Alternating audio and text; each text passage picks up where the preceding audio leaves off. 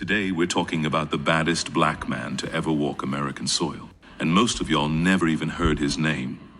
Robert Smalls, the man who finessed a Confederate warship, turned around and helped win the Civil War, then bought the house he was enslaved in, and still had time to write laws for future generations. This ain't a movie. This ain't folklore. This is American fact. Robert Smalls was born April 5, 1839 in Beaufort, South Carolina. Born enslaved, which means born into a system where everything was designed to break him. But what they didn't count on was his mother, Lydia Polite, who was like Harriet Tubman if Harriet also raised lawyers. She begged his enslaver to send Robert to Charleston, just so he could see how cruel and ugly the system really was. Not to shield him, to prepare him. Robert hit Charleston and started working every job a young black boy could get. He cleaned, hauled, sailed, and watched. He watched the captains. He watched the tides. He watched the way white folks got real comfortable around somebody they thought was beneath them.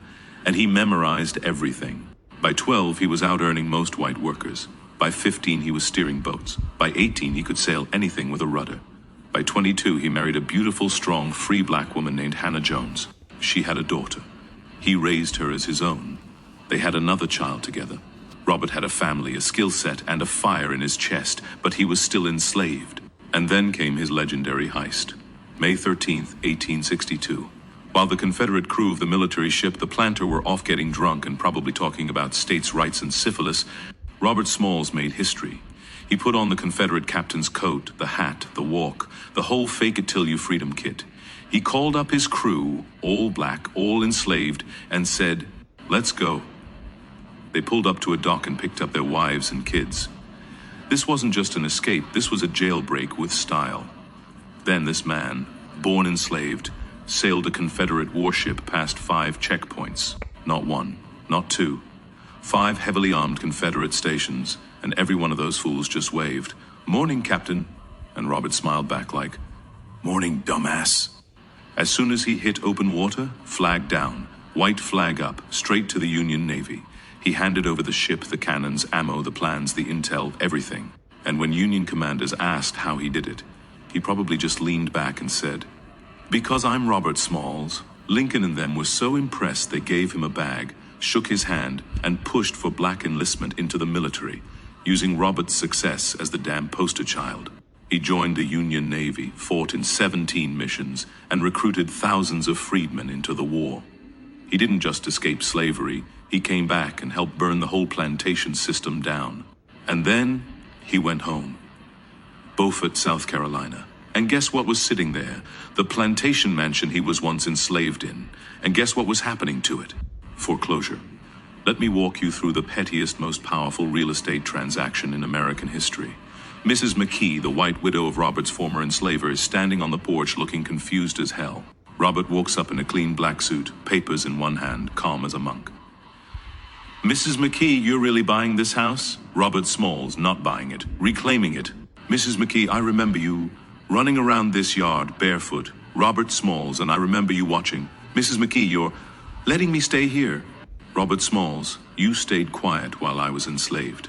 Least I can do is let you keep a roof. Mrs. McKee, I never thought this day would come. Robert Smalls, that's because you thought you'd always be on the porch. And I'd always be in the field. Robert Smalls, but I didn't just walk off your land. Robert Smalls, I bought it. He moved his mama in, sat her down in the front parlor, said, "This is your house now, Ma." And just like that, Robert Smalls flipped slavery into ownership with a pen, a plan, and pure divine revenge. But wait, this man didn't just stop at being a war hero or a homeowner. He became a damn lawmaker.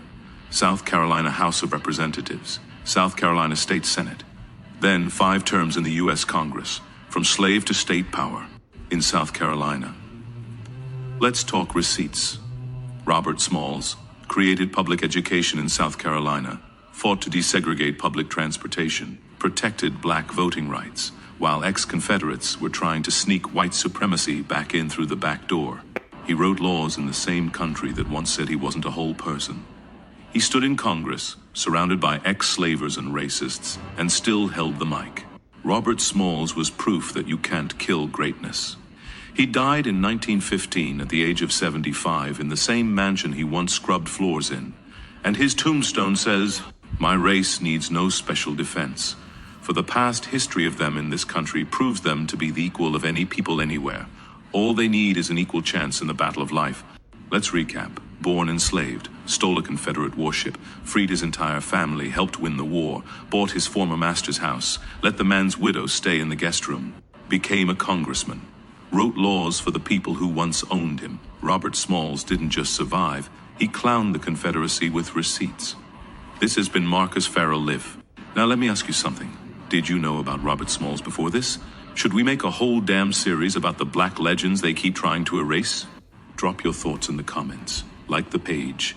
Follow if you respect greatness. Share this with someone still crying over the Confederacy. Because this ain't just black history. This is American vengeance with a smile. This is generational dominance. This is Robert Smalls.